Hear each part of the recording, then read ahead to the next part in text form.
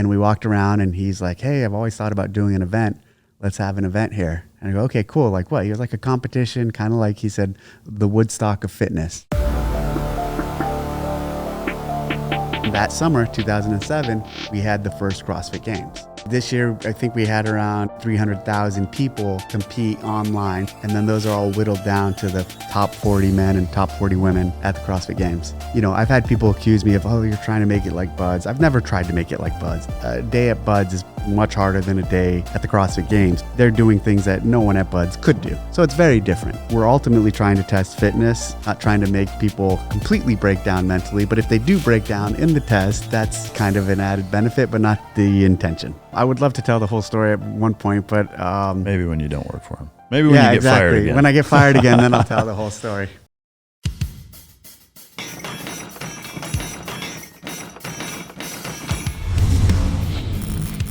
Welcome to Mic Drop, the podcast where relevancy is irrelevant and we don't give a shit about your feelings. Ladies and gentlemen, as always, it's both an honor and a pleasure to welcome my next guest to the podcast. He spent 12 and a half years on active duty as a U.S. Navy SEAL at SEAL Team 4 and SEAL Team 8, and then a follow-on Special Operations Unit after that. He spent the last 17 years, most of which as the director of the CrossFit Games with CrossFit. He is the curator of TDC hunts, or the Dave Castro hunts, which we'll get into. And he's also been spearheading an Army engagement project, which we're going to get some details on here in just a bit. His last name causes more problems at TSA than a vibrating clock with wires coming out of my luggage. Ladies and gentlemen, welcome to the stage, Dave Castro. Thanks for having me. I'm excited to be here. Dude, thanks for coming. We've been talking about this forever. I was trying to think, Zach, the producer, actually asked me how long it'd been since. I think it's been like 15, 16 years probably since we've seen each other. I don't know. Did we see each other after Buds? Yeah, it was. There was a couple. You clearly don't remember. I was an SQT instructor, and you did like a kettlebell tutorial, if you will. Like you and I spent a workout in the open bay at SQT, and you were trying to unfuck my my kettlebell training. But so. you weren't SQT when I was SQT. No, at that point I had moved over to the Bud side. It was after I fucked my lungs up, and so I had just gone to the level 1. This was like 2004. Up at Santa Cruz. And had come back and was fucking kettlebell swings all up. And so, you had gotten pretty heavy into it. And I had just done that and then hadn't done shit since then. And so I was doing swings in the SQT bay for some reason. And you're like, dude, Jesus Christ, let me show you. That's right, I do remember that. Yeah, but that was, like I said, 04, 05, maybe 06. But it's been a solid 15, 16, 18 years. I can't do any fucking math. Why do you follow 0 people on Instagram? Is it because you don't want to have a feed to look at to distract you? So on the big account, the Dave Castro account, I was a slow adopter to Instagram relative to, at the time, all the other CrossFitters and the CrossFit, the corporation. I was having a big Instagram account and a lot of my friends having Instagram. I fought going on social media for a number of years. And I didn't want to get sucked into the rabbit hole that is social media and Instagram at the time and let it consume my life. Yeah. So when I decided to, and this was maybe 14 or 15, I don't remember exactly what year, but when I decided to start the Dave Castro Instagram account, I set a few rules for myself to kind of just like ease my way in. And one of the rules was I was not going to follow anyone. And the second rule was I wasn't going to comment ever on anyone's posts, on my posts. I just wasn't going to comment. And to this day, on that account, I've not commented anywhere and I've not followed anyone. Oh, shit. And so, so anywhere on social media in the social media world, other than I have a Twitter now too. I've tweeted things out. I don't consider that a comment, but I'll never comment on Twitter either. Yeah. And so across all platforms, I don't comment. Eventually, years later, I started a different account, a smaller account to highlight my firearms and my hunting and my shooting endeavors. And that was the TDC Hunts account. And there I started following people. Yeah. So I broke the follow rule for that account. It's a much smaller account. But on my big CrossFit account, Didn't follow anyone, and still, even with the other account, still haven't commented Yeah. anywhere. There's been plenty of times where I've read comments or I've wanted to comment, Yeah. and I've stopped myself. I And can imagine. yeah. It's a fucking rabbit hole for sure. I mean, is that something that people ask you all the time? Like, why the fuck don't you follow anybody? Yeah, some people get really like, they're like, oh, you're such an asshole. Like, who do you think you are? You're so cool. And I'm like, no, I'm not doing it to try to be cool. It was definitely like, I want to say like, maybe I did in the beginning do it to try to be a little cool, like fuck you. Like, I don't need to follow anyone. I don't follow you. You follow me. Yeah. Yeah. So people always mention it, but Has anybody ever like either tried to do a bet with you where if they win the bet, you have to follow them, or tried to bribe you to follow them? a lot of people ask me to follow them. Like my friends and stuff, they'll be like, hey, follow me for a day. And I'm like, no, dude, I'm not doing it. That's awesome. What's funny though, what I've accidentally, because I don't follow anyone, when you see a one there, everyone notices. So I've surfed Instagram, left, and then I've had someone contact me and been like, hey, dude, you're following some hot chick from from wherever. I'm like, what do you mean? And like, I must have just been looking at an account and accidentally hit the follow button. Yeah. And people will contact me because they see the one. They're like, who the fuck? Yeah. That's awesome. I mean, I've done that before. I accidentally followed people doing the same shit, scrolling through or whatever. But what's something that you do for fun that you've never posted on any social media? Time with my family. Yeah. So like a lot of the time, so another rule I had when I started started going on social media, and actually this even goes further back, when I started working for CrossFit, and it was easy for me to do because of all my Navy time, all of the time in the profession we had, but keeping things kind of separate. And so once I started working for CrossFit and getting more popular and having cameras around and that sort of thing going on, I just said, I'm going to keep my family completely out of all of this. And I think it was because even early on when I started gaining popularity in the community, seeing how mean people could be. Yeah. And seeing how like people would take attacks at me. And I'm like, I'm not subjecting my family to any of that. Yeah. And so a lot of the things I do with my family, spending time with them, shooting with my daughter, there's a lot of joy I get in all of that I don't share at all. Yeah, and I'm right there with you. I do the same shit. Keeping things private in our lives is healthy as people like us become more figures in communities. I think it's totally healthy. I think some of the people within our own community who highlight their families so much and their children, I worry about that. Because when you get to a point where you can go out somewhere and someone can recognize your kids and you're not with them, yeah, it's a problem. That's a problem. Yeah. I don't like that. I get recognized out all the time, which is fine, and I can handle it. I would hate for that same burden to be on my children. Yeah. And again, in this situation where I'm not with them. Yeah. All right. Hey, guys, I want to take a second to talk about ads. And this is not an ad. This is me talking about the ads. I know that sometimes we get comments of people bitching about the ads. There's too many ads, or they're too long, or what have you. And I want to clear two things up, which is number one is that our team's ability to bring you guests and bring them in and the accommodations and the entire process that it takes to produce these shows to the level with which we do requires funding, and the sponsors give us an ability to bring these shows to you. So while I understand that everybody wants zero ads and everything bunched together and what have you, this is how we bring this show to you.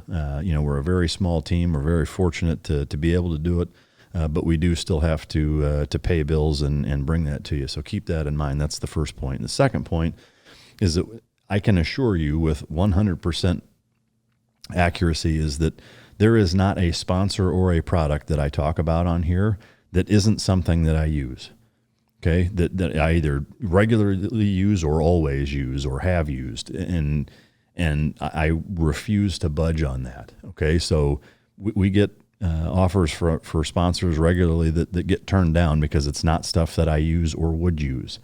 So keep that in mind, have a little bit of flexibility in terms of our ads, and realize that they're products that I believe in, that I stand behind, and they're what make this show possible. So if you support these advertisers, these sponsors, that is supporting the show. Thank you.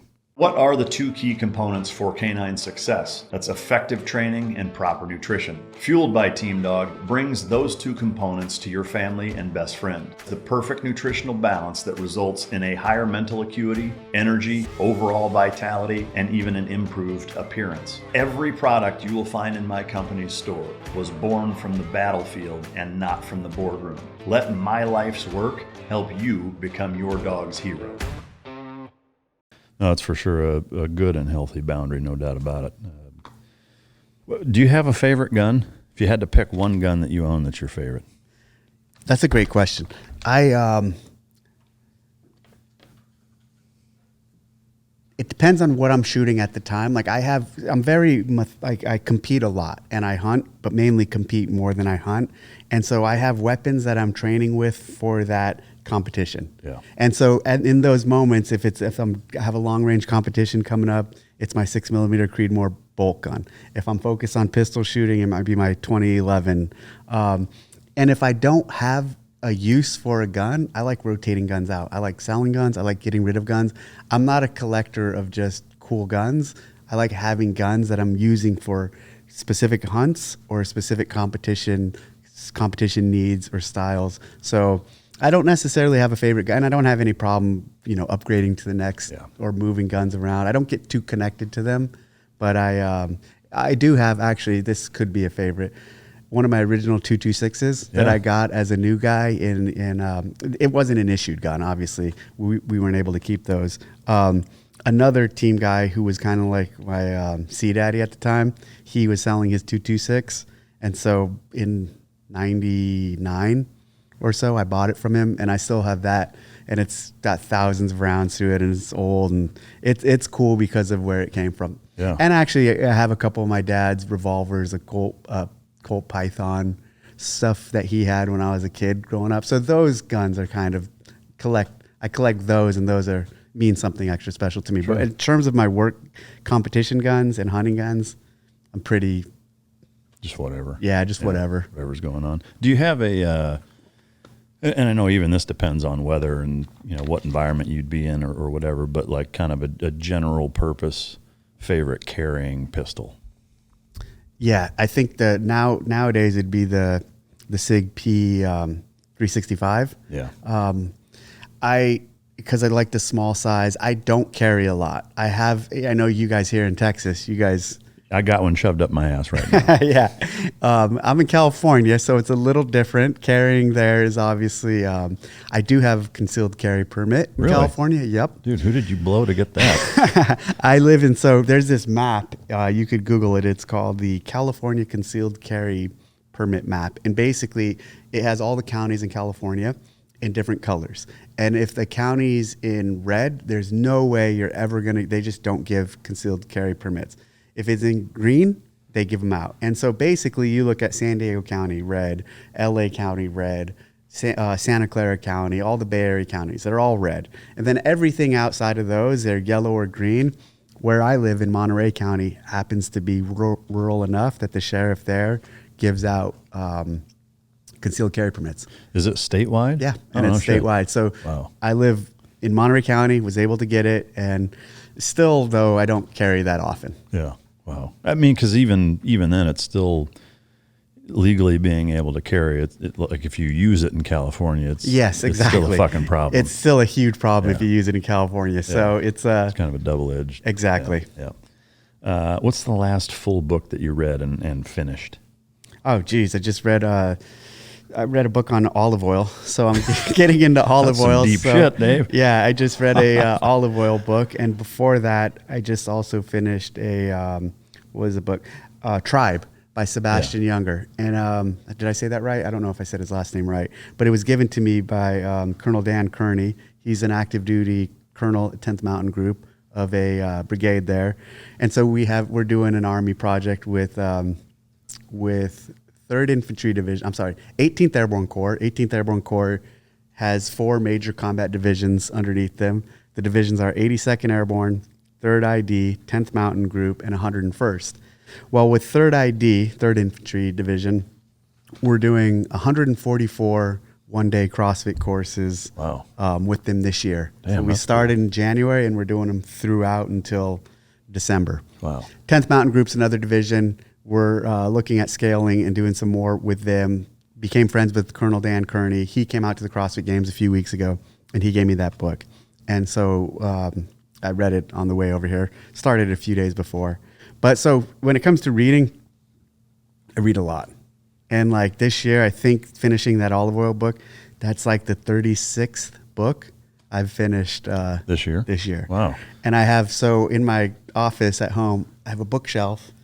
And on the bookshelf, in order of completion, I have every book I've read since 2016. No shit. And it's just climbing. And the only books that go there are completed books. And on the front cover, I write the start date. And then I put the finish date, and then I put the average pages per day. No shit. Yeah, and That's fucking cool. And I could look at the shelf and see, okay, here's all the books I read in 15. Here's all the books I read in 17 or whatever year. Yeah, that's smart, man. And so last year I finished 32 books. The highest in this period since I started keeping track was I think 40 something.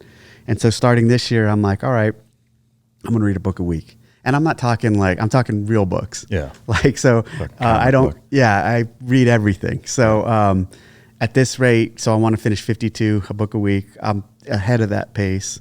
And the thing with it is, it's all it is just, it's just the discipline of making time to read. Yeah. And so I wake up, the first thing I'll do is grab a cup of coffee and I'll sit down. I won't even check emails, and I'll read for anywhere from 15 minutes to an hour and a half, depending on how much of how into the book I am. Yeah. And then at the end of the day, at the end of the night before going to bed, I do the same thing. And typically 50 pages per day is my goal. If I'm really into the book, I'll read more. And when I fly, no movies. Yeah. Just read. Because I read so much, it's conditioned to it now at this point. I can get on a cross-country flight, and for 4 or 5 hours, for the entire duration of the flight, just read a book. Yeah. Yeah, that's awesome. What do you have a favorite book? Yeah, I think honestly, Gone with the Wind is probably... No shit. Yeah, I read that last year and blown away by that book. A lot of the classics, Les Mis, The Count of Monte Cristo, Gone with the Wind probably number one, Hunchback of Notre Dame, East of Eden, Steinbeck, books like that. Yeah. Like those would all be the top 5. Yeah. Great Gatsby, throw that in there? Mm-hmm. Yeah. Top 10 for sure on Great Gatsby. Yeah. That's awesome, man. I try to read a fair bit, certainly not to the level that you do there, but can you synopsize the olive oil book? What did you get out of that? So I'm getting into olive oil. So I'm going to sell olive oil. Oh, okay. Like you sell dog food, Yeah. I'm going to do olive oil. Oh, shit. And so I've read a handful of books on olive oil recently so for years, I've been involved with CrossFit for a very long time, as you mentioned.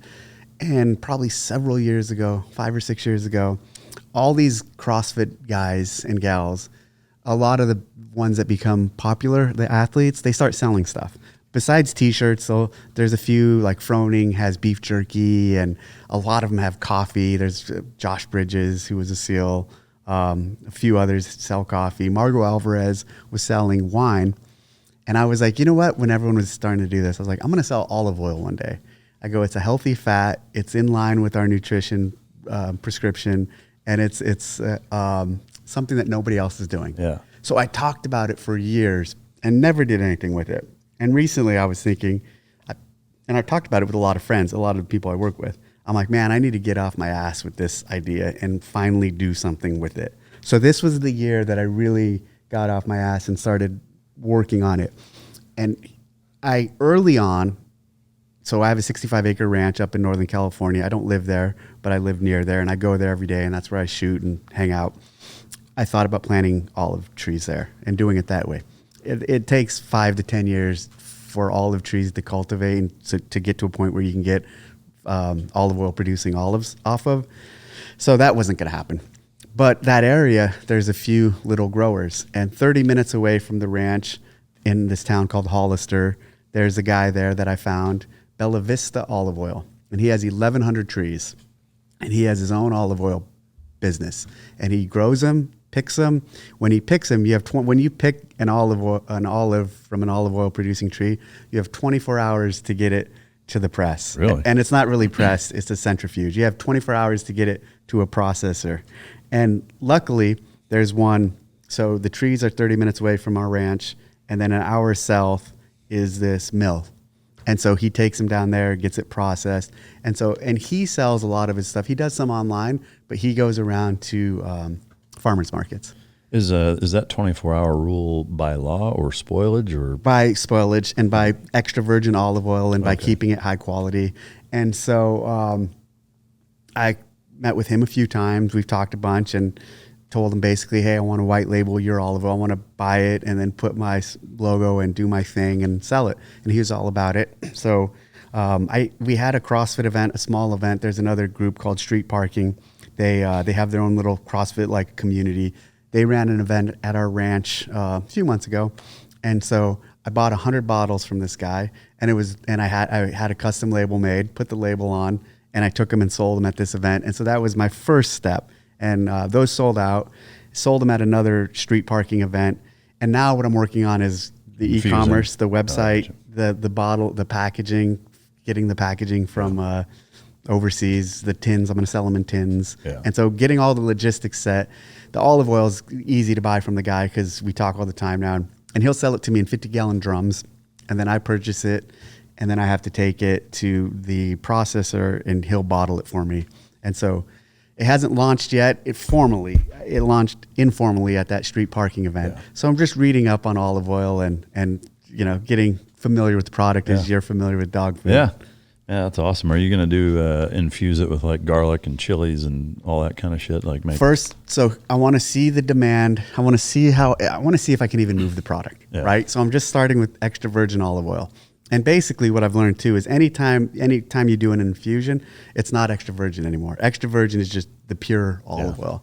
I've also learned that the industry is incredibly corrupt. Oh, no shit. Yeah, all big olive oil and even some of the smaller units or smaller operations around other areas it's corrupt because they cut it. Yeah. And so you only have so much of the extra virgin stuff. So to get more product, they cut with a variety of and I hope I don't get in trouble. I hope they don't come after me. But apparently in Italy, like it's run by the mafia. Like the whole scene is pretty corrupt. So part of my storyline and part of why I want to do this is just talking about the chain of custody being well within my reach and like, hey, I'm going to be there. I'm going to see the trees. I'm going to see the olives get picked. Then it goes to this farm that's an hour away, gets processed, and so. It's not tainted. It's pure. Yeah. Artisan, awesome. Extra virgin olive oil. Yeah. Well, shit. Good luck, man. That's awesome. And it's just and here's the other thing too.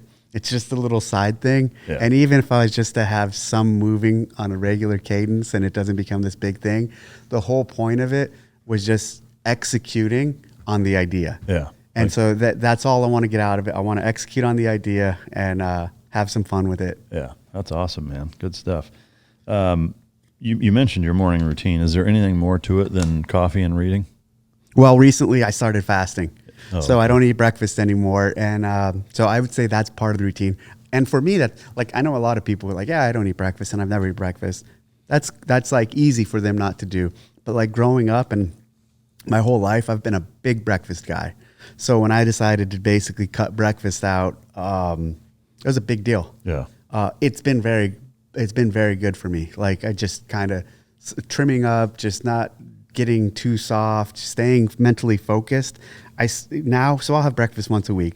The days I do have breakfast, that day or the few hours after, like I feel a little sluggish and I feel a little like mental cloudiness. So it's been really good to experiment with and to see. I also once a week will do a 24-hour fast. Yeah, really, once a week. Yeah, I've seen a lot of success, and I'll work out through the fast. And I like experimenting and just playing with it, see how my body handles it. Yeah. Do you work out at all the first couple hours? Not right now. You know, it's interesting because I work out whenever I can throughout the day when there's breaks, and I almost never prioritize it in the morning. Yeah. I 10, 11 if I have a break in calls, more often 2 or 3 in the afternoon. I don't have a set schedule for working out. I get it in. I do train all the time, but I more chaotic with the schedule on that. Yeah. I mean, so with what you do with CrossFit, I mean, is that most of your day is on the phone? right now it seems like it is Zoom calls and on the phone. And it's funny because with the teams I lead or with the groups I work with, I'm big into like, okay, we'll do our Zoom calls. We'll have our group Zooms. But like, if we have a one-on-one call, I'm like, just fucking call me. Yeah. Like, I'm done with Zoom. I can only handle so many Zooms a day. And I have like, I said, hey, if email, start with an email. Yeah. If we can't resolve the issue with an email, we'll have a call. If we still can't resolve it, then we go to a Zoom. Yeah. And I kind of have this priority of communications that I put out for our team, because the Zoom culture, it's just like, it can get out of control. Well, and I've seen it get out of control in CrossFit, where just like everything's a Zoom. Yeah. Well, you can only wear pants for so many hours a day, right? Yeah, exactly. Hurricane season is here, as well as incredibly hot temperatures across the country. Whether it's a hurricane, a natural disaster, or power outages because of the heat, you always want to be prepared. Been working with this company, For Patriots, which are survival food kits. They're hand-packed in the USA. They last for up to 25 years. They come packed inside covert storage totes, so you don't have people, digging into your stuff. It includes a wide variety of delicious breakfast, lunch, and dinner, backed by thousands of 5-star customer reviews. But it's not just for natural disasters. Uncertain supply chains, unpredictable emergencies. It's more important than ever to have a backup plan. And right now you can go to forpatriots.com and use the code MikeDrop, all one word, to get 10% off your first purchase on anything in the store, including the emergency food supply kits that last up to 25 years. Just go to 4Patriots, that's the number 4Patriots.com, and use MikeDrop, one word, 10% off your first purchase. 4Patriots.com, code MikeDrop. All the time that I've been alive, the U.S. dollar has always been the primary currency, but that may not be the case much longer. China is set to dethrone the dollar, probably sooner than we all think. All of the world's biggest economies are ditching the U.S. dollar for the yuan. Collapsing U.S. currency is causing unprecedented inflation and crashing markets, which you see around us all the time. If that's not enough, it paves the way for the government to take total control over all your money with a new digital dollar. Take control of your savings and don't let your life savings become a casualty of currency wars. Now is the time to call the only precious metal dealer I trust, which is American Hartford Gold. They'll show you how to protect your savings and retirement accounts by diversifying your wealth portfolio with physical gold and silver. With the finest products, amazing customer service, and a buyback commitment, American Hartford Gold has a 5-star rating from thousands of reviews and an A+ from the Better Business Bureau. American Hartford Gold supports content like the Mike Drop podcast, and it's committed to bringing you the truth, hence supporting my show. Tell them I sent you, and they'll give you up to $5,000 of free silver on your first order. $5,000 of free silver on your first order. Call them now. Click on the link in the description, or you can call 855-967-1413. That's 855-967-1413. Or you can just text the word DROP, as in Mike Drop, to 65532. Again, that's 855-967-1413, or text DROP to 65532. Yeah, I mean, that shit would drive me nuts. All right, so I know, you were on Jocko's show and you spent a fair bit of time talking about, military service. While we're not going to spend the entire episode, I don't want to blast completely past it. If we could, maybe synopsize from, when you grew up and where and how, kind of through your military career before we get heavy into the CrossFit stuff and what you're doing now. Where are you originally from, and what was your childhood like? So I was originally born in San Jose, California. And then 5 or 6 years, actually when I was in second grade. So when I was in second grade, we moved from San Jose to, my father bought this 65-acre ranch, and he had a trucking company, and he wanted to consolidate his trucking yard and his house to one location. And so in San Jose, he had a trucking yard, and he had the house we lived in a neighborhood called Campbell. And so he found 65 acres an hour south of San Jose, basically 30 minutes inland from Monterey. And he bought this piece of land, built the truck shop, and growing up, we had trucks, 18-wheelers everywhere. And my dad was a truck driver. He ran the trucking company. My mom was like the secretary of the company. My dad was a mechanic. My brother was a mechanic. My brother was a truck driver. He's 7 years older than me. And watching them work and watching that lifestyle, I was like, I don't want to be a truck driver.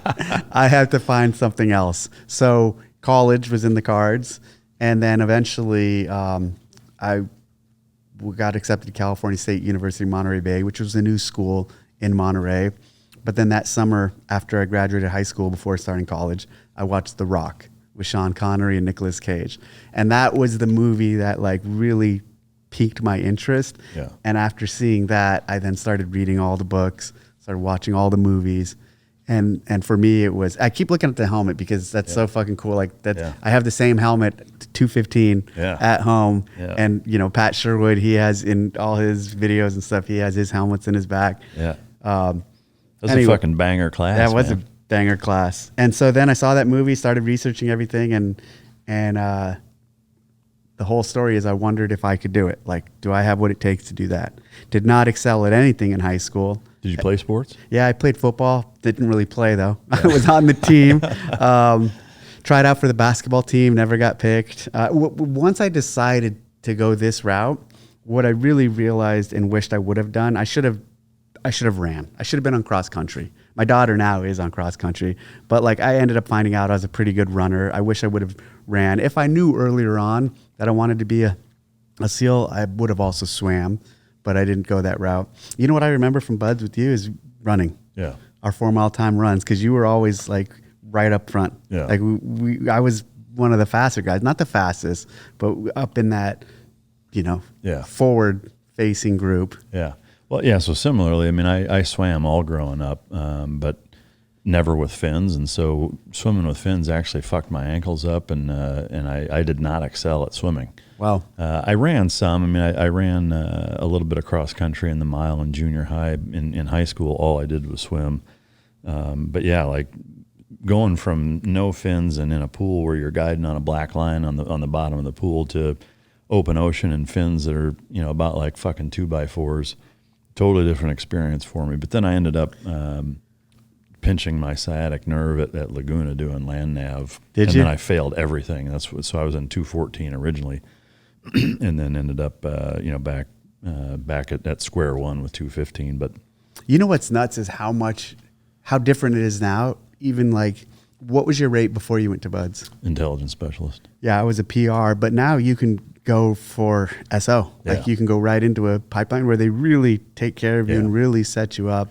It's for sure success. Smarter. Yeah, it's a better to get guys through, but I don't know if that actually has translated to better numbers. Yeah, to me, I think genetically, not to get too off track, but the components or character traits, the genetic code that needs to exist for you to be somebody who can do that for a living, I think it's an anomaly. Yeah. You know, and it makes sense in that, like from an evolutionary biology standpoint, like the traits that it takes to do that for a living don't lend themselves to the survivability of a species if most people had those. Yeah. So it makes sense that few people have them.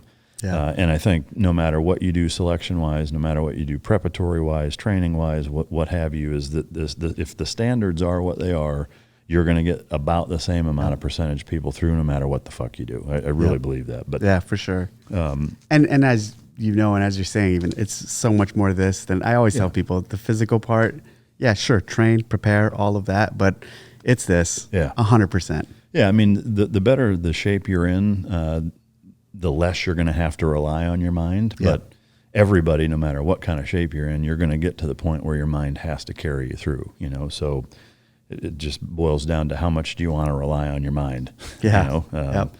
But yeah, it's weird. I mean, I think about it. In some ways it feels like it was fucking yesterday, and other ways it feels like 5 lifetimes ago. But well, we were both probably the younger guys in the class too. Yeah. Like my roommate Todd Dolgoff, he was 30 something at that point. Yeah, I think he was 35. I think. Yeah, and even when I was 35, I thought back to that period, and I'm like, there's no way I could do this, or I could have went through Buds at 35. No, I'm right there with you. I mean, he's got to be like fucking 90. Yeah, exactly.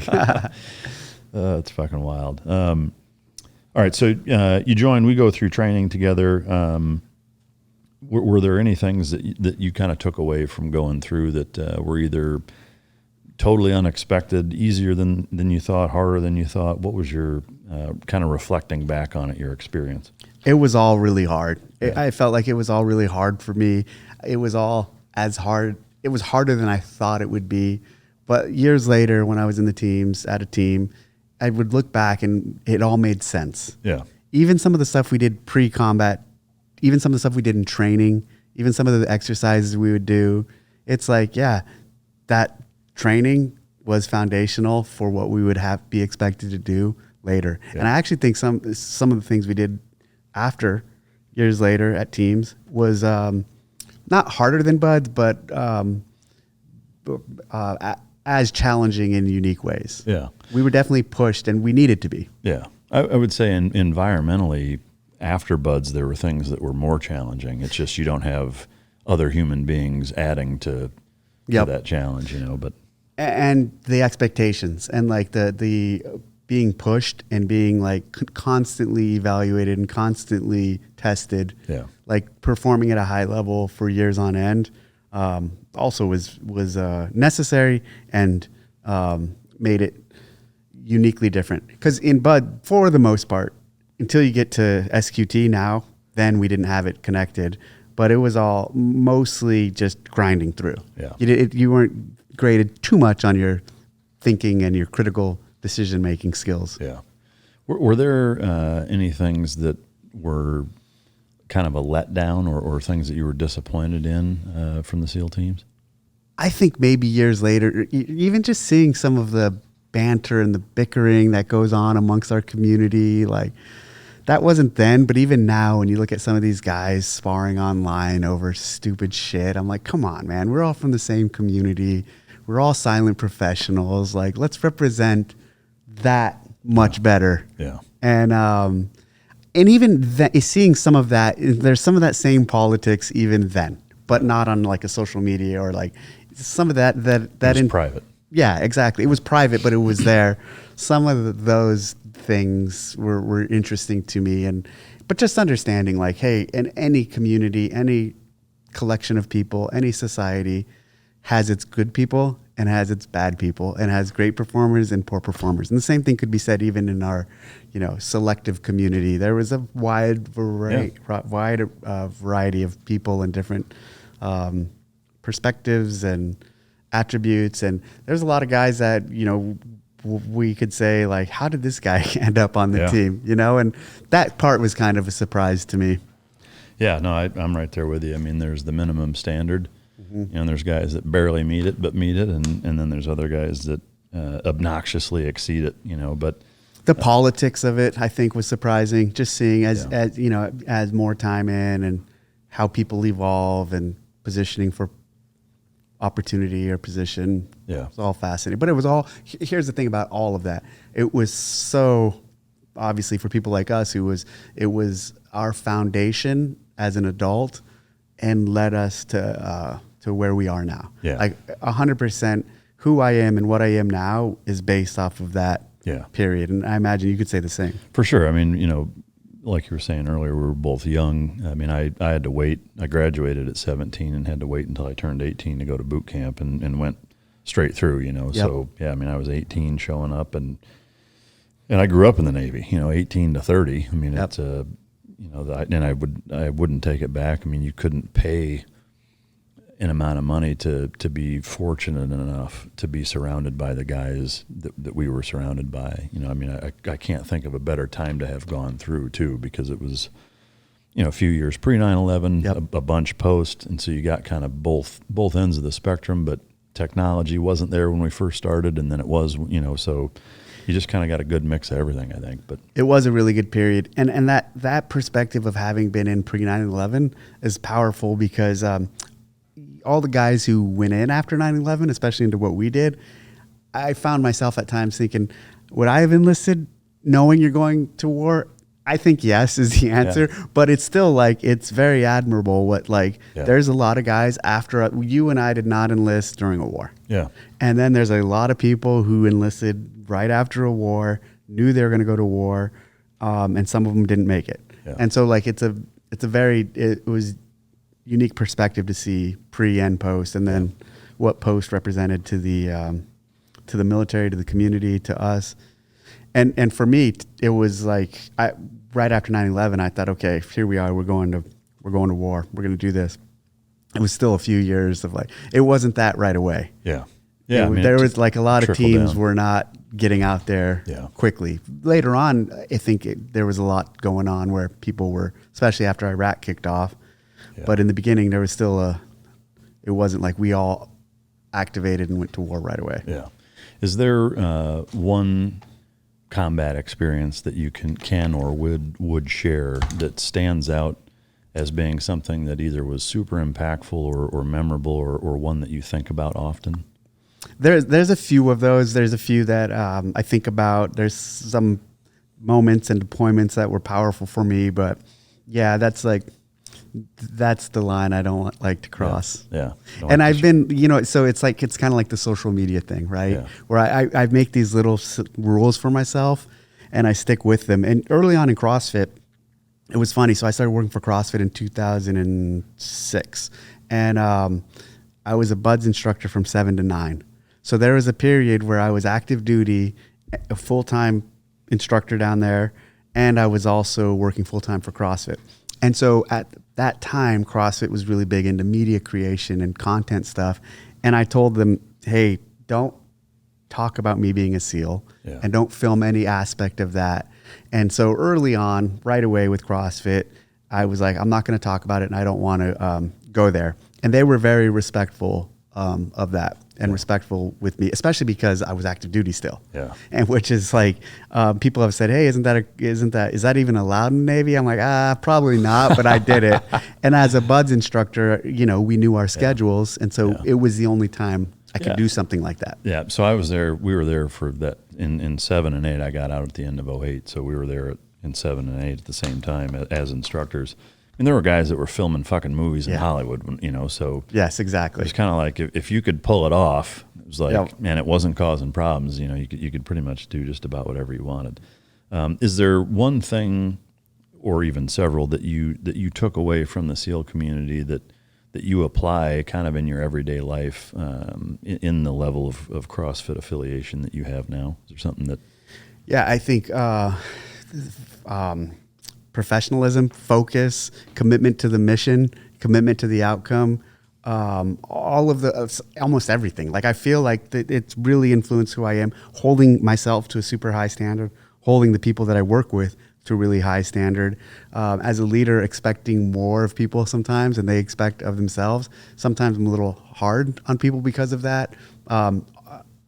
So much of what I've learned there, I feel like it's totally carried over. It's very formative of who I am now. Yeah. And I really respect, here's the reality though. If I had not had this CrossFit opportunity, I for sure would have stayed in for 20. Yeah. Like in 09, basically my buds tour was up and I had to go back to a team. And if I went back to a team, I had to stop doing CrossFit. But at 09 in CrossFit, I'd already created the CrossFit Games. We had 3 years in of CrossFit Games.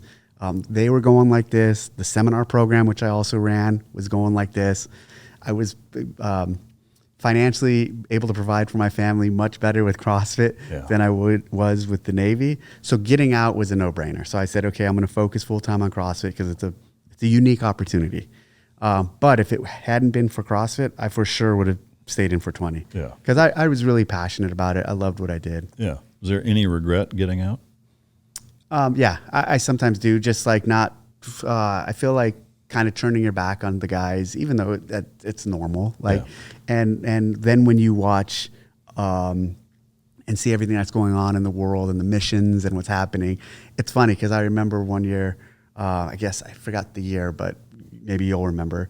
I had a buddy who I was a teammate with, and he texted me and said, watch the news tonight.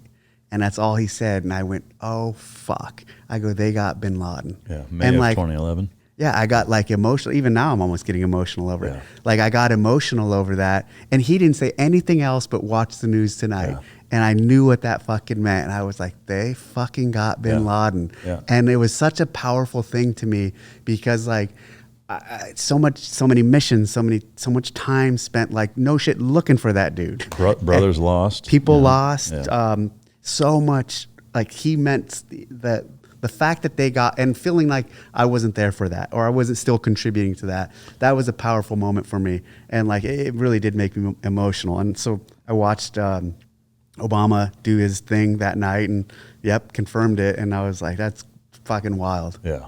Same here. I mean, to me, it's, I remember my parents talking about when JFK was assassinated and or like 9/11, like you'll never forget where you were when you heard. For me, and I think for us, it was that same kind of thing. And hearing that, I know right where I was. I was on the road driving back from California as a canine instructor with the West Coast SEAL Canine Program. And same kind of thing. Like a buddy sent me a text and was like, "Hey, dude, fucking, check this shit out or whatever." And dude, I broke down because I mean, to me, like him as an individual symbolized such like our entire careers almost. Yeah.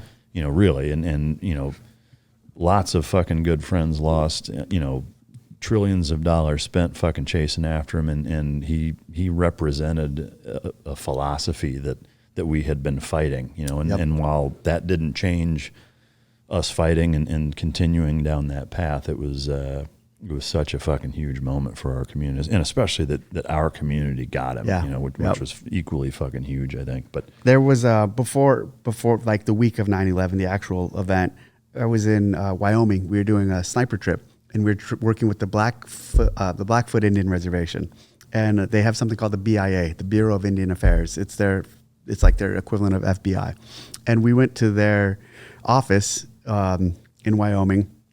And I remember this was probably like September, call it 5th or 6th, and of 01. And I remember in this office they had the FBI top 10 list, and I saw him on there, and I was like, Got Bin Laden. And I read the little thing, and I was like, that's it hit me. He resonated. He was the one of the top 10 that like stood out, and I had known of him because of like the Cole bombing and some of this stuff earlier, and that's obviously why he was on the list. And then a few days later, I remember waking up in our hotel and walking down in Glacier National Park, and it's all over the news. And I was like, no fucking shit. Like, I don't think at that moment we knew. I think it was maybe a few days later where he started getting instantly like brought into the discussion that it was him and his people.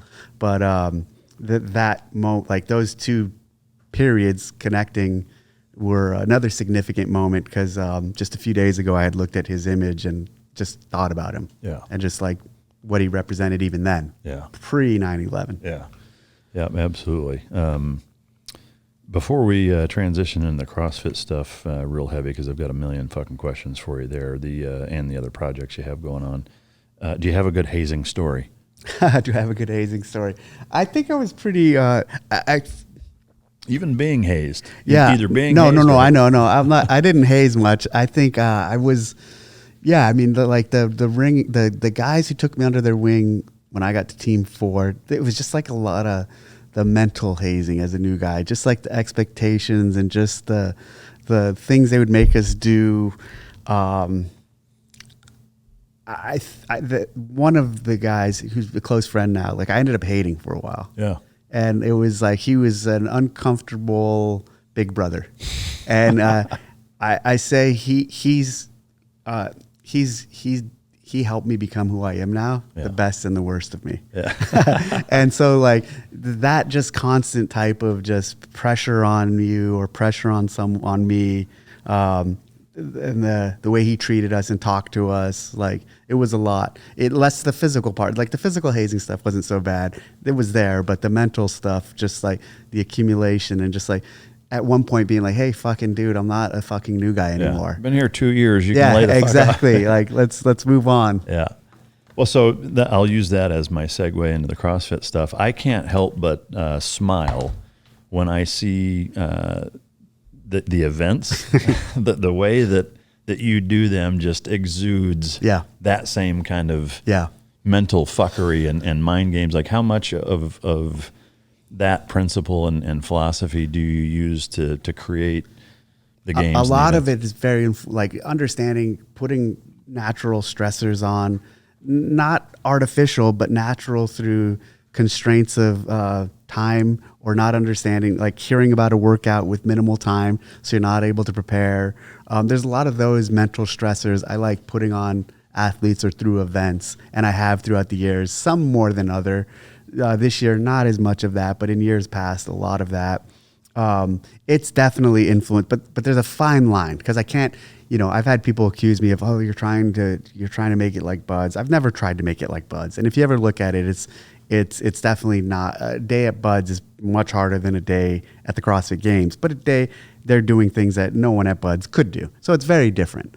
A lot of implements like the log and stuff kind of carried over. A lot of ideas from that. But so there's a fine line where we're ultimately trying to test fitness. And so not trying to make people completely break down mentally, but if they do break down in the test for whatever reason, well, that's kind of an added benefit, but not the intention. Yeah, I love it. How strategic and methodical is the creation of the events, as far as like when you're looking at it from kind of the 30,000 foot view of, okay, we're trying to test overall fitness. Like, do you have metrics that you use that, okay, we've done this type of workout, we've tested strength here, we've like, is there almost a formula that you're using? Yeah, within a weekend, there's definitely put up on a whiteboard. I'll have a room similar to this where I have multiple whiteboards and like the different time domains that we've tested things, the different elements, the strength. Have we tested strength with very low reps? Have we tested strength at high rep? Trying not to be too redundant with movements, trying to test the whole spectrum. How many things have we tested in a short time duration? How many long things? So there's kind of an unofficial formula for all of it, and looking at it big picture, taking a snapshot of one thing and seeing how it fits with 12 other things. Yeah.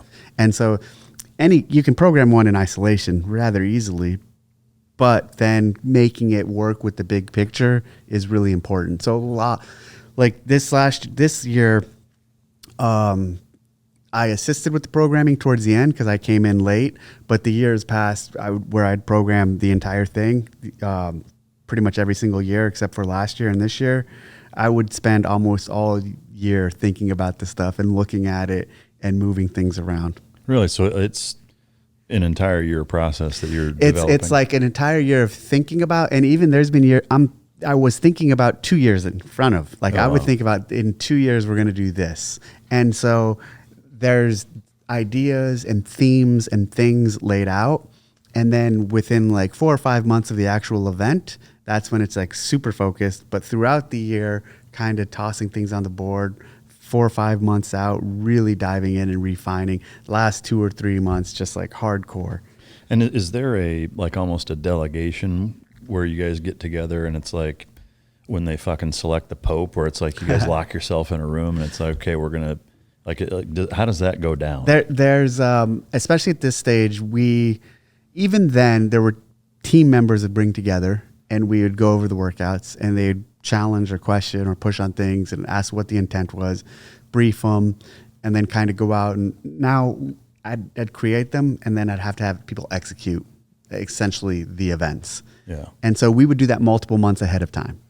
And even this year, so the team gets together, they go over them, and then they test them, they have athletes test them, and then we should have everything locked in by the time we get to the event. Yeah. Because it's a massive event, and it's a lot of moving parts, and it's a lot of logistics. Yeah. Is it, they're not public or released until right up until before they're done, right? It depends. So sometimes, we'll announce a workout a month out. On July 4th in years past, we've announced one of the events, one of 10 or 11, 12. Sometimes we'll announce them the day of. Sometimes we'll announce them with 20 or 30 minutes lead up. And one time, we basically took the athletes out onto the floor and announced everything as they were finishing with the last thing. Wow. So it was like, go, they walk up and it's like 30 burpees, and they started doing 30 burpees.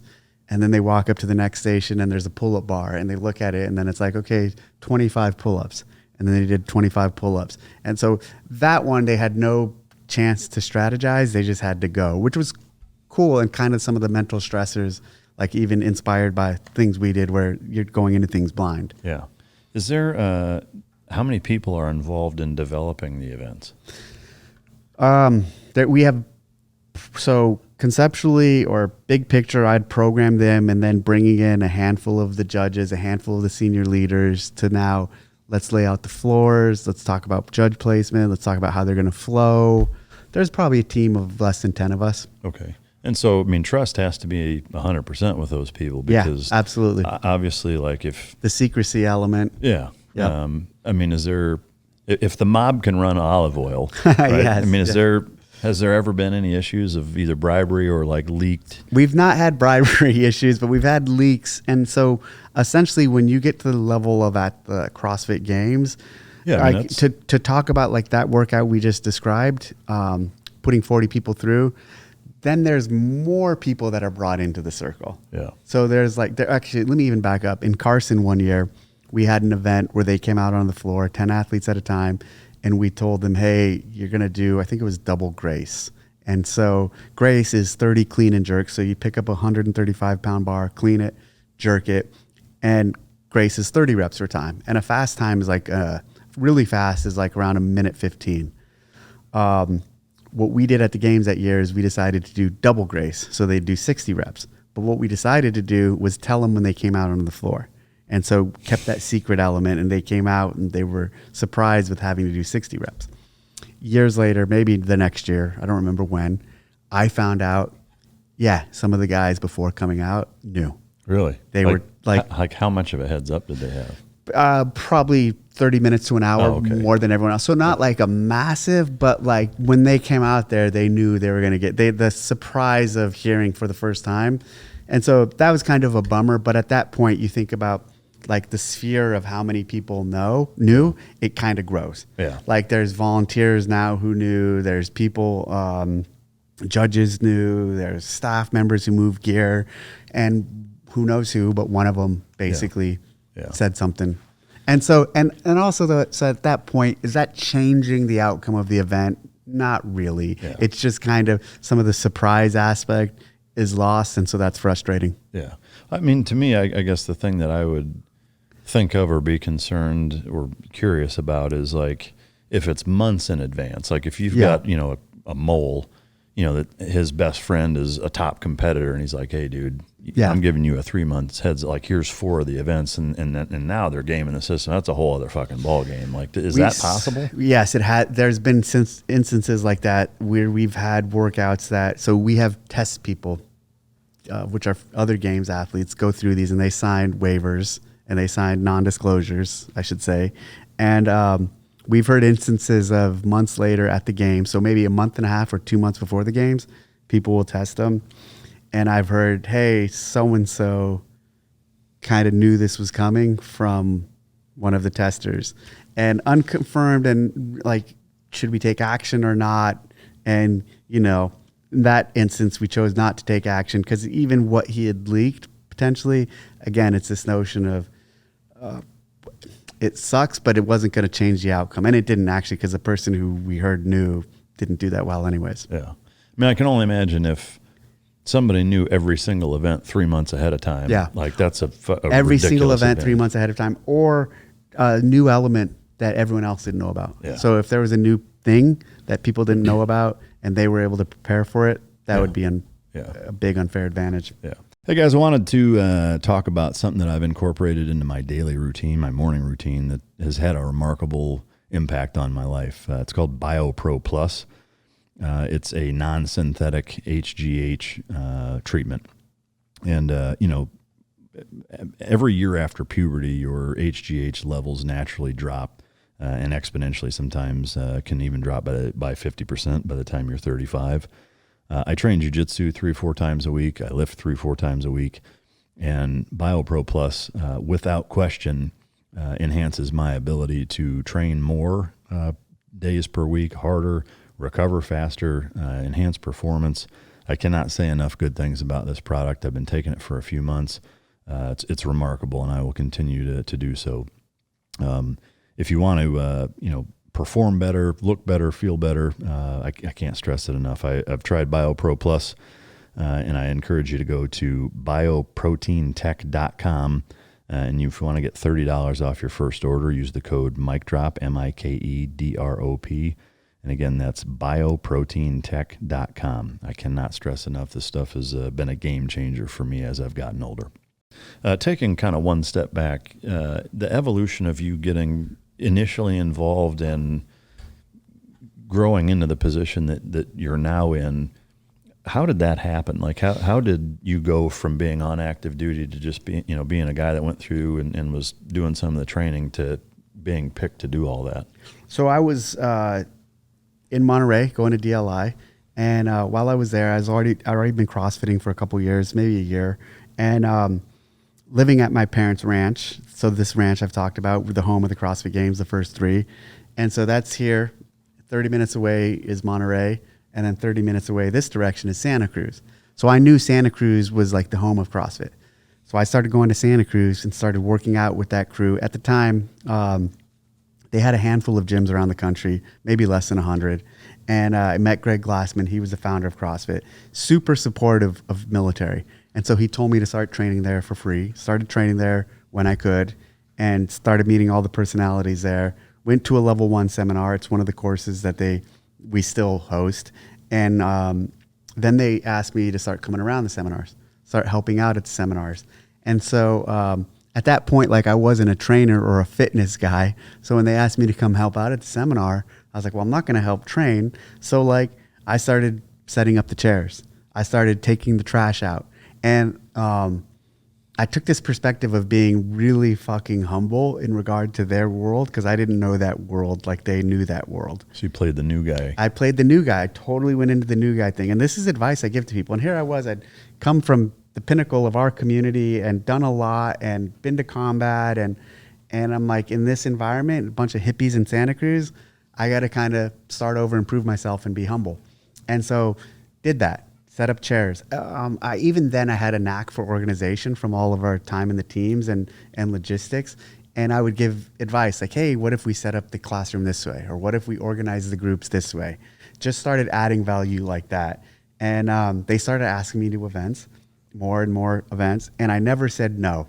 So I said yes to everything, worked really hard, even when I wasn't getting paid, worked really hard. They saw, and through all of that, paid attention to the training, paid attention to CrossFit, started becoming a well-educated trainer, a pretty good trainer, started reading a lot of all the training books related to CrossFit, the nutrition books, exposed myself to that end and became a decent trainer and kept coming to more and more courses. Then eventually they kind of offered me a role, more formally working with them. Then after having been on the team for 6, 7, 8 months, started traveling with them, teaching courses, again, never saying no to anything. And the role expanded until finally they're like, hey, we want you to work with Nicole Carroll and run the seminar program. So the seminar program was like my start in CrossFit, and that's teaching seminars. And at the period, we were doing like one level 1 every few weeks. And then it was like one every weekend. And then Glassman would teach them all, and we'd travel with him, and he'd do all the lectures, and he'd run them. And at one point, Greg said, hey, I'm going to come off the road, and you guys have to scale this, and you're going to make it or break it. If you guys scale it, he said, we're all going to get rich. If you don't, we're going to go under, and we're going to tank. And so we're no like, pressure. Yeah, no pressure. And so what we had to do at that point was we had to standardize everything, because with him, every course he taught was a different schedule, was different lectures. And so we had to standardize it and make it scalable to different teams. And then we had to start creating teams of trainers. And like within a few months, so we were doing one every weekend.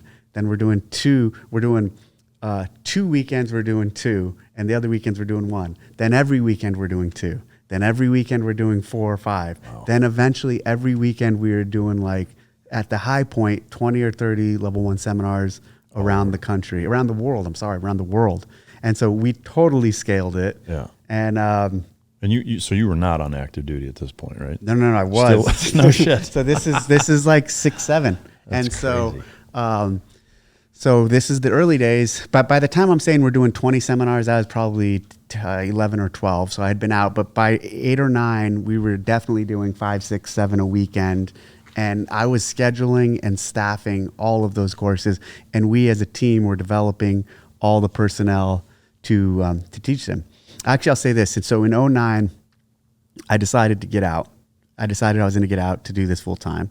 And right before getting out, I called my old team leader. And I said, hey, I didn't tell him though I was getting out. I'm like, hey, you guys leaving anytime soon? He's like, yeah, we're going to do a deployment in a few months. I'm like, let me come with you. And he's like, all right, cool.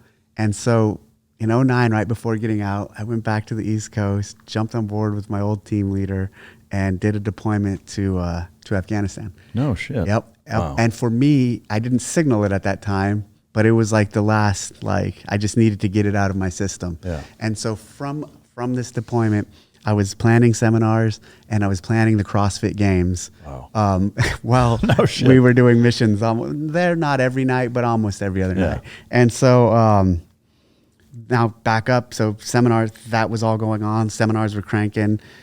And in mid 2007, I brought Glassman over to my parents' ranch and this 65-acre property with the trucking yard. And we walked around and he's like, hey, I've always thought about doing an event. Let's have an event here. And I go, okay, cool. Like what? He was like a competition, kind of like he said, the Woodstock of fitness. And I'm like, all right, cool. He's like, you want to run it? I'm like, sure, I'll run it. I'm good at organizing things. And so then that summer, 2007, we had the first CrossFit Games and it was on my parents' property. And we had about 60 or 70 athletes sign up and we had probably 50 or 60 people come and watch. And that was the first CrossFit Games. I didn't think anything of it. Like we didn't have any vision for it. Didn't think it was going to turn into anything big. And it was what it was. The next year, and all I was focused on after running that was the seminar program because that's like the meat of CrossFit and it's what creates CrossFit gyms and CrossFit trainers. And still to this day, I'm running that and heavily involved. And it means that aspect, what a lot of people, everyone sees me for the CrossFit Games and I'm most known in CrossFit, the community for the CrossFit Games. But where my heart and passion really is with that team and that effort because we're sending people around the world every weekend, changing the world, empowering people with this methodology and giving them the tools to change their lives and to change their family or friends. Yeah. So back to the Games. So then the next year in '08, we like a few months before the actual Games, decided, we were talking, are we even going to do this thing again? And we're like, yeah, let's host it. And so we posted a link online and within a few hours, we had a couple hundred people sign up, which that time was a lot. And so we ran a competition in '08 with 300 people.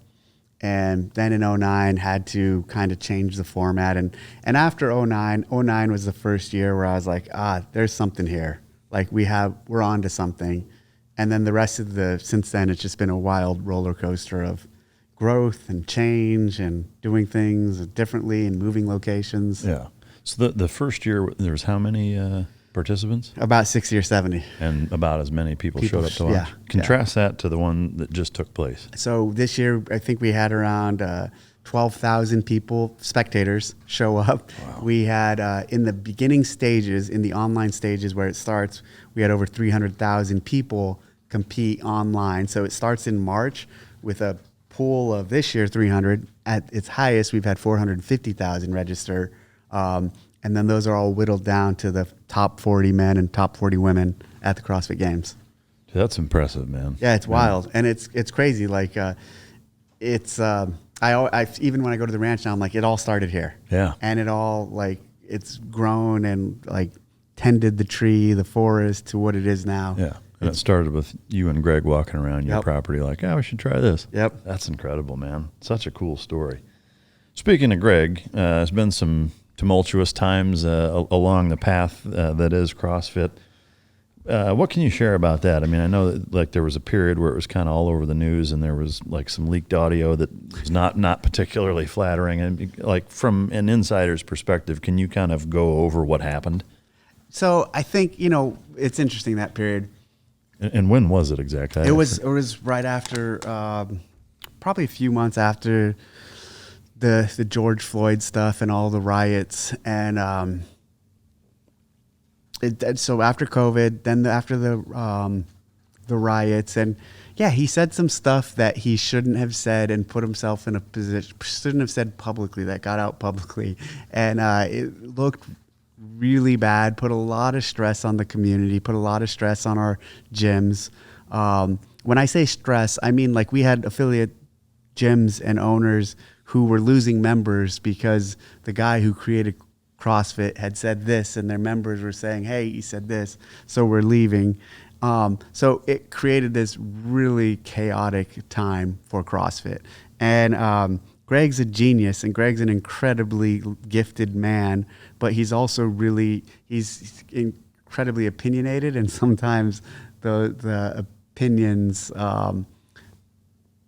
his opinions or even my opinions on topics aren't reflective of our community at large. It would have been great if everyone could have said and seen, hey, just because Greg said that or did this or does that, that's not indicative of every affiliate owner out there, or that's not how every member of CrossFit thinks, or that's not how every gym owner is. That we all have our different minds and perspectives. But at that moment in time, there was no separating. Like, it's weird. Culturally, it was so tied to CrossFit. And that's what baffled me through that, is like, hey guys, why can't he say something like, why can't he be his own man and his own individual that doesn't tie everything he does or everything he says to every affiliate? But it's not how it played out. Like, people were losing members. We had affiliates then deciding to de-affiliate. Everyone went up in arms. And it was a good lesson for me in terms of like, yeah, even I'm a significant figure in the community.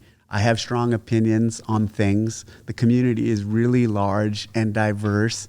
And there are things I would like to talk about, but I can't, because I know it would create a situation where, like it or not, it's polarizing. Yeah. And like it or not, if I say what I think on this topic, it might offend half of our affiliate owners and our people who look up to me and who respect me and look to for leadership within our CrossFit community. And half would love it, half might not, in any direction or on certain topics. So there's a lot of things that I decide to stay out of. And even prior to that happening, I kind of realized that, but that really solidified, like, hey, we got to really, I have to focus on fitness with CrossFit. Yeah. And that's part of also why I have that other account. So like, there's a lot of people who aren't fans of guns, as we know, or shooting or hunting. And so early on my main account, I did put some of that stuff. It was controversial most of the time. So then finally I'm like, all right, I'm going to stop putting that stuff here, but it is who I am. So I'm going to create another separate, smaller account where I do all of that. And even there, I don't get into politics, or I don't take positions, or I just show, my shooting endeavors and my hunting endeavors. And so keeping it separate. So the Greg thing, it was really a unfortunate time in our history, and I really think that Greg I wish it didn't happen for this reason, because I know Greg, with how much of a strong personality and a thought leader in fitness and health, he would have really capitalized on the moment, the COVID stuff, and taken us to the next level. And he would have taken himself and his own legacy to the next level in terms of just, he would have unapologetically voiced how important health is and how important a healthy lifestyle is to combating something like that, to a place where people would feel uncomfortable with it, but it would, society would, because there was not enough voices out there saying the things that needed to be said in regards to health and fitness towards something like that. And he would have done that, and I know for a fact we would have came out on the other end in a much better position. Yeah. So to me, I feel like it was Greg's moment to shine and really elevate his legacy and CrossFit and carry it to the next level. And it's so weird to me that just the stars didn't align for that to happen. It kind of, the opposite thing happened. Yeah. He got himself in trouble and ended up selling the company, and it was just tainted over something stupid, basically. Yeah, it was stupid, and it shouldn't have gone down like that. Regardless of if you agree with what he said or what he didn't say, and that it did. It was the time. It was the fiery time of the moment. Yeah, and it was. Do I think that should have happened? Do I think he should have been canceled over things he said or didn't say? No, I don't. But it did happen. Yeah. I don't think he got canceled either. I think it's very different. The reason I say that is because he did sell the company. Yeah. And so I think when you get canceled, you lose everything. You lose everything. Yeah. He was able to sell the company, and so it's a little different than a canceling. Yeah. Is that the same time because your association with him where they were like, new management's coming in, new sheriff in town, Dave, you got to go too, we're cleaning house, or what happened? No. I got fired later than that. Through that, I stuck around. I was able to stay there. New ownership did come in, a new CEO. And at that point, what was interesting for me, I think there were a lot of people that were trying to find something to take me down with. Because I don't want to say I was a polarizing figure too. I think I'm less polarizing now, but there's a lot of people, especially because of the games thing and because of some of the antics I would do in that. Like, it's easy to make me the bad guy, or to paint me as the bad guy, or to criticize me or to come at me, especially around some of the theatrics of the games and the fact that I was always the guy putting the workouts out. So there was some chatter of like, oh, Dave needs to go too. I didn't see a ton of it, but there was some of that. I didn't go at that period. I actually stayed around, stayed for about a year and a half, maybe a little longer before then the new CEO, the guy at that point, then ended up firing me.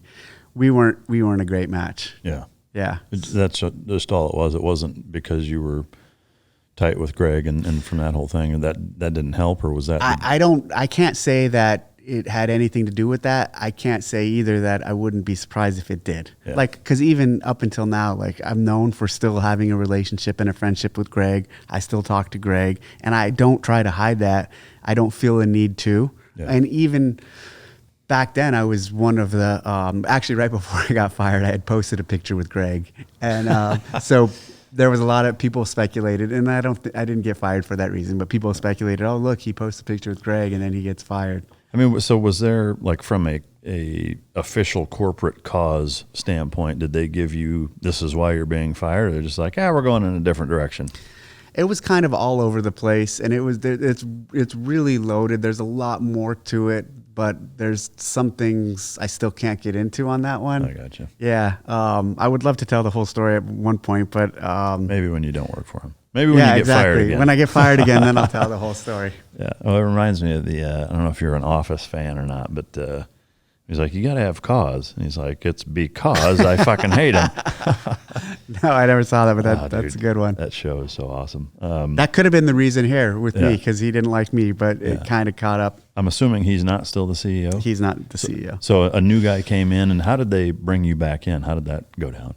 So after it happened, there was a huge uproar amongst the community and amongst the staff. And the thing is, they didn't really have a good pinpoint reason. Like, I didn't fuck this up, or there wasn't like you did this and this is why you need to go.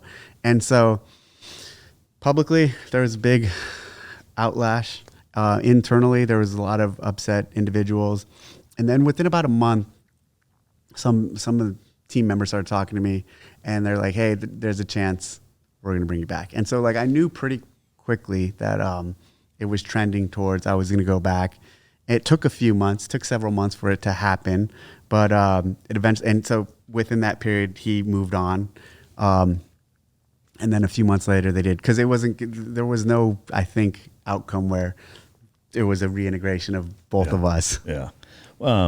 So with that, did you have like a shit, now what am I going to do? Or were you like, all right, well, that door's closed, I'm going to go do this? Like, what was your plan if you didn't go back to work for him? Did you have one?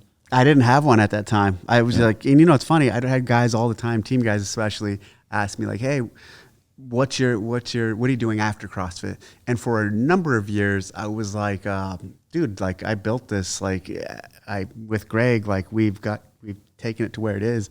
This is what I'm doing for the rest of my life. And for a very long time, maybe even up until that moment, I really did. And now I will say naively believe that. Like, I thought I was doing it for the rest of my life. I definitely do not think now. Now you got a plan B. Yeah, now I didn't at that time. Yeah, exactly. My olive oil endeavor. I didn't at the time. Yeah. And so, like, now I've started thinking, like, yeah, this, I won't be doing this for another decade. I might not be doing this for another 5 years. What's the future look like? What do I do? What is the next chapter of my life? So yeah, it definitely changed. And at that time, I didn't rush into trying to figure like out what I'm going to do. Yeah. I'm like, there's a lot I can do. I'll be good. Actually, will say this. Once I did get fired, I texted one of my buddies who's still on the East Coast, and I said, "Hey, do you guys need a shooter?" I literally did that. That's awesome. Yeah. He's like, Dave, you're too old. Yeah, basically. Nope, you're done. Yeah, we're good. Yeah. Oh, that's awesome. For you personally, and if you can speak to goals CrossFit wise, is there any plans to do anything different than what you're doing other than to just continue to grow the games and certifications? Like, is there another wing or element to CrossFit that you guys want to bring? So one of the big things that in coming back that I brought with me kind of, and I'm going to continue to contribute, is this Army engagement we have. So actually, one of the first things when I got fired, I have, he was 2-star general. He's in charge of 82nd Airborne, and he's someone I had deployed with almost 20 years ago. And he's an Army guy, and I had been attached to his Army unit, and I did deployment with him to Iraq. And while there, I was doing CrossFit, and he was a troop commander at the time, so he's like an 04. He was making so much fun of me. He was a West Point guy, who played football. And so hated CrossFit. Years later, with CrossFit, with Glassman, I went back to the same unit, and he was the commanding officer of this Army unit. And I saw him in the hallway, and he came up and gave me a big hug and made fun of me for still doing CrossFit and now working for CrossFit. He was not doing CrossFit. Several years after that, which was basically 2 or 3 years ago, one of my buddies, a mutual friend, hit me up, and he said, "Hey, I have CD doing CrossFit right now." And I said, "CD, who's that?" He's like, Chris. I'm like, "Chris Donahue?" And he's like, "Yep." I'm like, "No fucking way. He's doing CrossFit?" And he's like, "Yeah." And he's really interested in it. He's really interested in talking to you about it. And I'm like, "Well, what's he doing now?" And he's like, "Dude, he's the 2-star in charge of 82nd Airborne," which is funny because almost 20 years ago when I deployed with him, the other guys on the team were like, "Hey, this troop commander, he's destined for greatness in the Army." I'm like, "What do you mean?" They're like, "He's going to be someone significant." And if you look at the image, it's a famous image now of the last guy out of Afghanistan from recently. There's a guy boarding an airplane. It's taken in like night vision. Yeah. And that's Chris Donahue. So he was in charge 82nd out there for that effort. And so he, after I got fired, brought me out to Fort Bragg and was like, "Hey, I want you to teach CrossFit to my soldiers, or I want you to teach training to my soldiers." And he's like, "You don't need to do this with CrossFit. Do it as you." And at that point, it was like a thing because I wasn't with them anymore. I'm like, "Cool, yeah. I'll train them." And, I'll put the team together to train them. Then, so as the discussions of coming back were happening, that also was moving. And so basically I talked to the team I was working with who were former teammates with him too. And I was like, "Hey, we have to loop in. If I go back to CrossFit, I'm not also on the side doing this training business." So it was a thing that I carried over to CrossFit, and it's been a really cool engagement. It's what I was talking about earlier a little, where we're teaching. We created a 1-day course for them, different than the L1, just a 1-day intro course. And at this point, we put like 3,500 soldiers through, 3,500 of Donahue's soldiers at 3rd Infantry Division, and expanding and growing that. Like we've put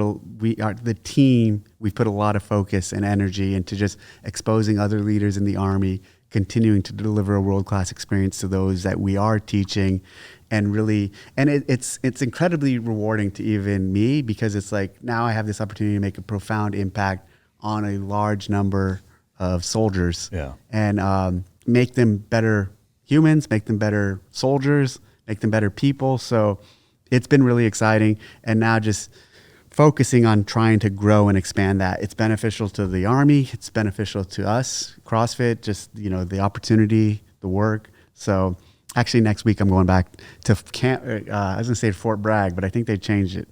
To a different name? Liberty. Yeah, probably. Camp Liberty, I think, or Fort Liberty. I don't know. Yeah, that's fucking weird. It is weird. Have the SEAL teams reached out to you at all in a similar capacity? Like, "Hey, will you come, whatever"? Not as formally. There's some guys, there's some staff we know where I've talked to about doing something similar with them. On a side note, so with my shooting, I do a lot of I train cops for free in the Bay Area, SWAT cops, actually anywhere. If they'll come out to me, I bring them out to the ranch and I teach them the SWAT snipers. I work with them on their shooting. And I do that with probably several, maybe less than a dozen different teams. But some team guy snipers I've worked with a couple of those too. They've reached out to me and said, hey, I've seen your shooting endeavors, would love to work with you. So for free, I'll train guys to do it with SWAT. The only thing is you just have to come to me. Yeah. And then when the SWAT guys do come to me, because it's for free, like we'll train from like 9 to 11 or 12 and I'll be like, all right, we're good. Like it's a perfect amount of training for me because I kind of have short attention span. Yeah. So it's like, cause it's not a formal like 8 to 5 engagement, I'm able to really give them a lot and be like, all right, I have to go do my CrossFit stuff now. Yeah. That's awesome. And so we can talk about actually why you're here in town, because when this airs, you guys will have released it. If you want to divulge the gouge. So we're moving the CrossFit Games to Fort Worth, Texas, which we're really excited about. They have this arena called Dickey's Arena. It was built in 2019 and $800 million arena. Yeah. It's beautiful, world-class setup, world-class amenities. And actually before I was fired in 2021, I toured the venue and we were looking at moving the CrossFit Games for not 2022 at that point, but I guess it was 2023. And so toured the venue, loved it. Then we toured another venue in Alabama, also really liked that one, Birmingham. And fast forward, got fired, wasn't around for the 2022 games, came back this year to run the team. And when I got put back in the position, we still had a few years left in Madison, and we'd been there for several years. We'd been there for, at this point, I think 6 years. And so one of the things I did when I was put back in the position of running the games was instantly say, okay, for the sake of just freshness, we kind of need to move. And we're going to change the format of the CrossFit Games. Going to a venue like Dickey's would be perfect. So I had our team look in to see if Dickey's was available for 2024. And Dickey's came back and said, yes, they are.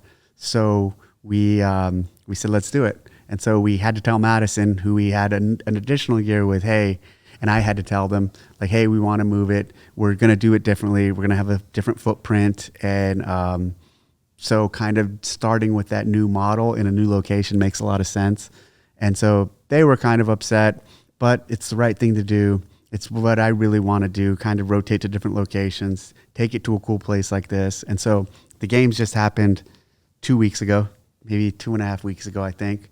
And so our team came out here to kind of get our first, as a team, walkthrough of the venue. I haven't been to the venue since November of 2021.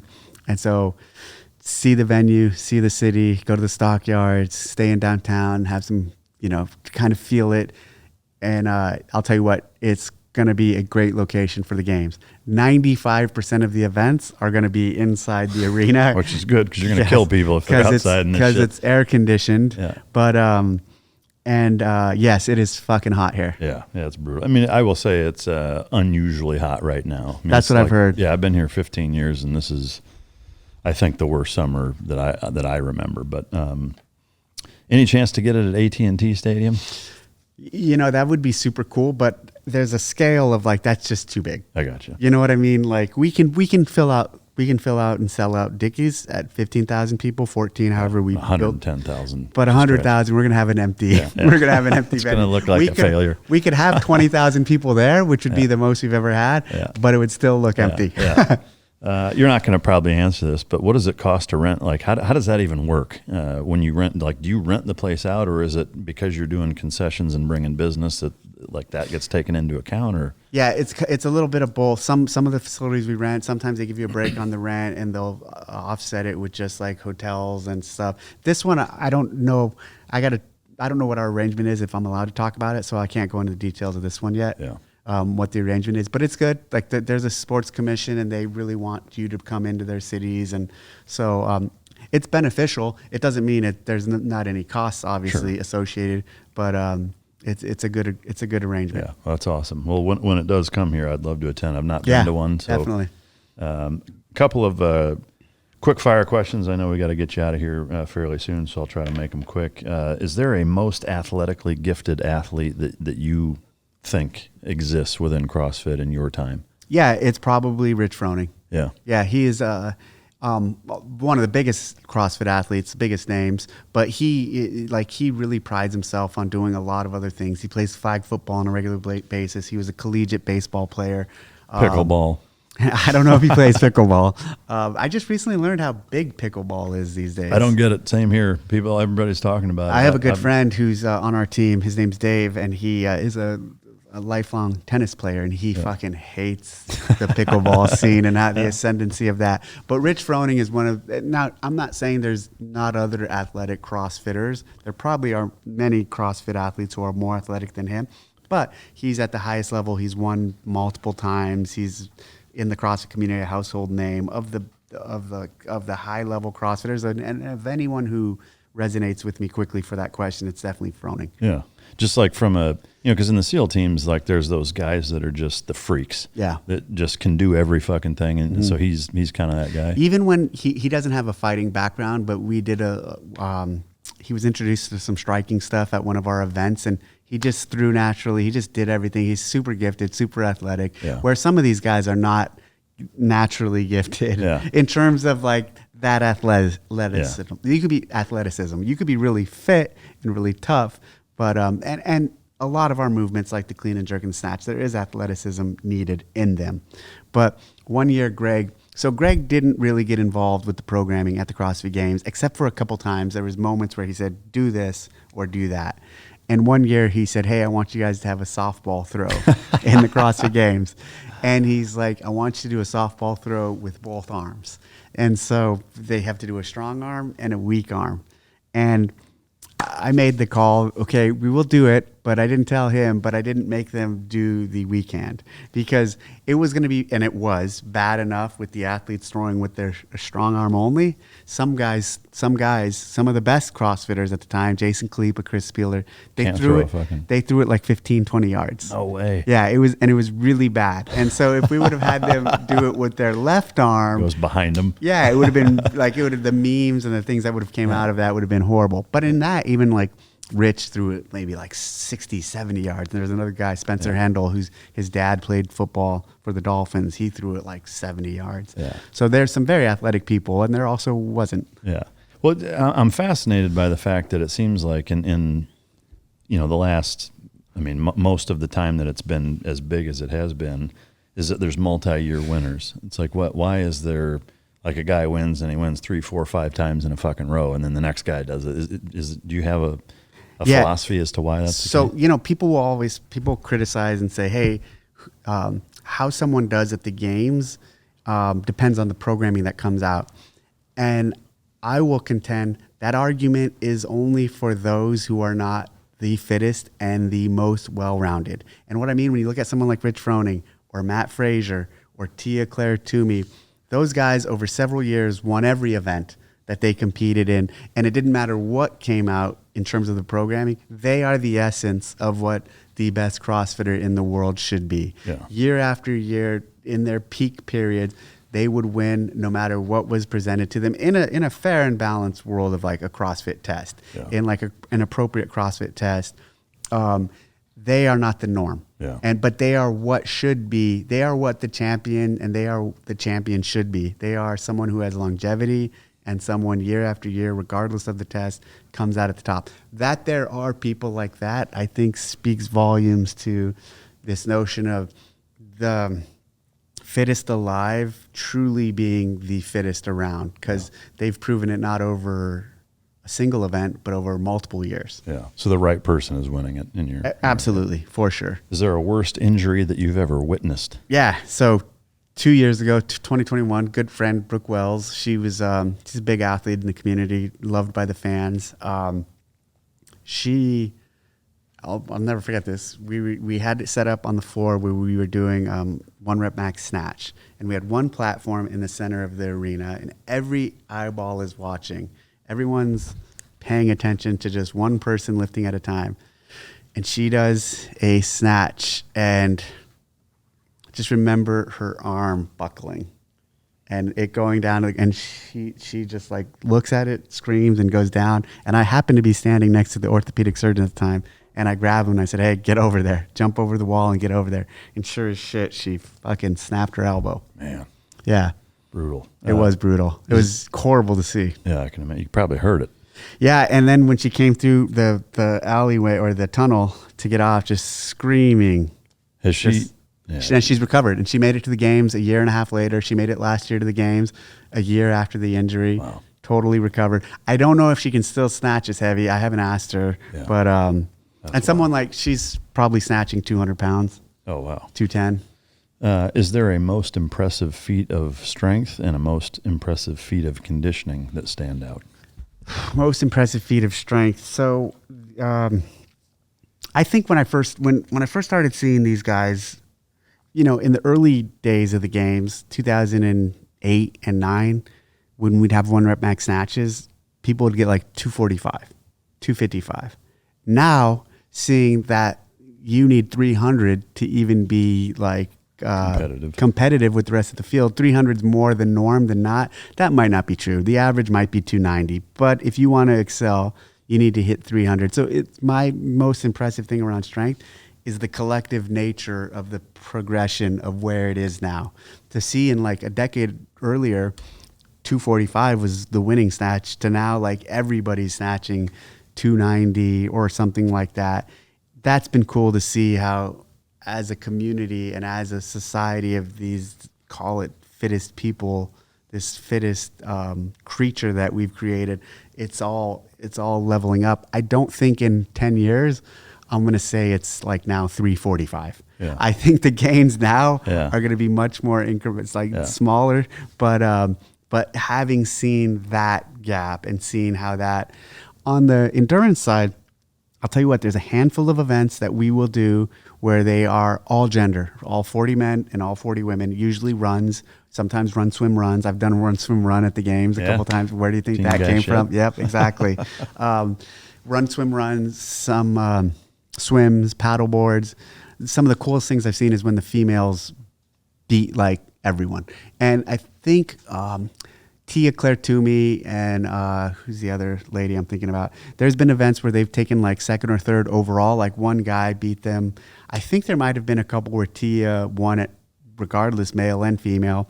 And that's pretty cool to see that just like some of these females on some of the endurance things where the test is exactly the same are beating 99% of the guys, or in some cases, I can't remember if that's verified though, everyone. Yeah. Is there a fire in the gut story that stands out? Like one event or person that you saw that you were like, yeah, it's my, in your collective time. Yep. That's a great question. There's been a lot of athletes who fight through regardless of, it's interesting because oftentimes the fire in the gut moments in CrossFit are super fan friendly and significant, but they're it's not the moment the athlete wants to be in. And what I mean is like, so the athlete fighting through, it usually means like all 9, call it, we have a heat of 10, the 9 other athletes come up and start rallying behind. But if you're in that position, you don't want to be in it. You don't want to be in that position. So there's a lot of those moments where everyone's cheering on the person to come through. And actually, okay, I'll tell you a fire in the gut moment this year. We had the guy who was poised to win the CrossFit Games. His name was Roman Krenikov. He's a Russian athlete, and he was pretty much running away with it. Like he was winning a lot of events and he had enough points. He broke his foot on an event on the last day. And then the next event, he came out onto the floor, and they actually, before he even came out on the floor, the doctors were like, all right, no one knew at this time what the events were or what that next event was. And they're like, hey, there's a lot he can do, but he can't jump. So if the workout has double unders, he won't be able to do that. And I'm like, the workout has double unders, a lot of double unders, like hundreds of double unders. They're like, oh. So he came out onto the floor, and in a boot with one leg, actually he didn't have a boot, but with a brace and with one leg or a wrap on one leg, he was fighting through and doing double unders. And the crowd loved it. The crowd was going crazy. And he might have even been in tears. But like, so the time cap, everyone was finished with the workout, and he kept fighting through and doing one-legged double unders to finish. And he did finish. He didn't finish, but he hit the time cap. But it was still a moment where he was fighting through. So all these workouts have what we call a time cap. So for logistics and for the flow of it, that workout, like the fastest guys, I think would finish in 8 or 9 minutes. But the time cap's like 15 minutes. And so everyone would finish, but since he couldn't finish, he just fought for the entire 15 minutes. Yeah, that's impressive. Has anyone died during the games? No. Nobody? And I hope nobody does. Yeah. Well, yeah. Do you guys steroid test? Yeah, we do. And boy, that's a fucking can of worms. A few years ago, we had the second place guy. He popped. He's from Australia. Ricky Gerard. I really like the guy. He's super fit. He had a 4-year suspension. And so he came back from it last year. And I think he took second last year. And was supposed to come back this year, but he broke his, or he injured himself mountain biking. Hardcore, tough Australian kid, really he's not a bad boy, but kind of has like a tough guy ambiance about him. And so he was the first podium person we had who popped at that level. Can you say what he popped for? It was like a list of things. Oh, okay. Like it was like cocktail. the whole thing, like all of it. Yeah. And so we've had other age group athletes. Seems like the age group athletes on a regular basis. So we have 35 to 39, 40 to 44. We have some older divisions. There's a lot of them that compete. So a lot of them that compete at the games. Seems like more often we've had people pop there and or in the team divisions. So we have a team division where teams of 4. And usually on the individual side, it's not as prevalent as on the those others. We also don't test the entire field at every stage. I do think if we were to test the entire field, the results might be a little different. So is it lottery? Like it just maybe will? No, we'll test the winners. Oh, I got you. Yeah, like top 5 usually. Or there's a set number. Huh. And so I wish we could test more. Yeah. And you know, even with the winners, people have said, hey, well, there's designer stuff, there's cycling, and like there a lot of these guys like Froning and even Fraser and some of these guys we have on year-round testing protocols where unannounced we will have testers show up and testing. So some of these guys, a lot of these guys, I no doubt that they're clean. And then, but I'm also not naive enough to say that it's probably not more common and prevalent than we think amongst just the entirety of the field and competitors in general. Especially like, I didn't mean to cut you off. Go ahead. Well, like, the Tour de France, like EPO, like are you guys testing for shit like that? Like the blood doping stuff? It depends. Okay. There's different levels. But because I know those guys are wizards Yep. at making it not show up, but they're fucking all on it, but they get tested right away, and they still, I don't know how. I mean, at this point, the games are big enough to where I wouldn't be surprised, right? If guys were putting that amount of effort into. Well, and then anything where there's a lot of money involved. Yeah. Yeah, for sure. And at this point, like I think for the top athletes, the money isn't even at the game. So the money, you can win $300,000, which is not insignificant, obviously. But some of these guys, some of the biggest names, are able to get pretty good sponsorship deals with some of the people out there. Endorsements and products. Yep. What question have I not asked you, or what's a question that nobody has ever asked you that they should have? That's a great question. What's a question that nobody's ever asked me that they should have? Or what have you not asked me? Let me think. Or is there anything I've asked you that nobody else has? That can't be a thing, right? No, you know what's funny is like, so I don't do actually a lot of podcasts. I kind of just there's so many now, right? Yeah. And even in the CrossFit space, like especially the CrossFit podcast, I kind of try to stay away from. Just because I feel like those to me feel all the same and the same type of questions. So people like you, people like Jocko, obviously Jocko because he's so big. Like I'll do these because it's outside of like the ecosystem. Yeah. And I feel like outside of our own little bubble, I get asked better questions. Yeah. Like some of the stuff you asked me about Greg and the firing phase. Like I don't feel like I get pressed too much on that, but I also push back on and don't answer. Yeah. But no, I can't think of anything. Yeah. I've enjoyed it though. Yeah, well, good. Well, I know we got to get you back on a plane here. I can't thank you enough for taking the time, man. It's been fascinating. I feel like I could pepper you with questions all fucking day, but thank you for coming. Again, I'm going to hold your feet to the fire on when the games come in. Yeah, for sure. I want time. to have you there. And in the same token, I don't know if the process for getting a Canine Hero WOD, like a generic one, March 13th is Canine Veterans Day. I don't know if that's if that's a possibility. Like yeah, let's make something happen. Figured I'd do it on air. That way you can't sneak out of it. No, I'm just fucking with you. No, thank you for coming, man. Anything you want to bring up before? No, I do have a parting gift. Awesome. No, I appreciate the time. This was a lot of fun. I know you're in California. This is actually where these came from. One is a challenge coin with. Oh, awesome. But the other one is something which maybe it's your style, maybe not. Yeah, but, no, thank you. Yeah, Very so cool. Champion Choice Silver and John Johnston out in California, they provide those for all the guests. So Super cool. Yeah, I appreciate you coming on. Thank you, brother. Thank you. Yep. And if for those of you listening, I hope you enjoyed it. It's been a neat insight into the CrossFit culture and world, one that a lot of people are fascinated by, myself included. I hope you enjoyed it. If you didn't, feel free to choke yourself. And until next time, this is Mike Drop.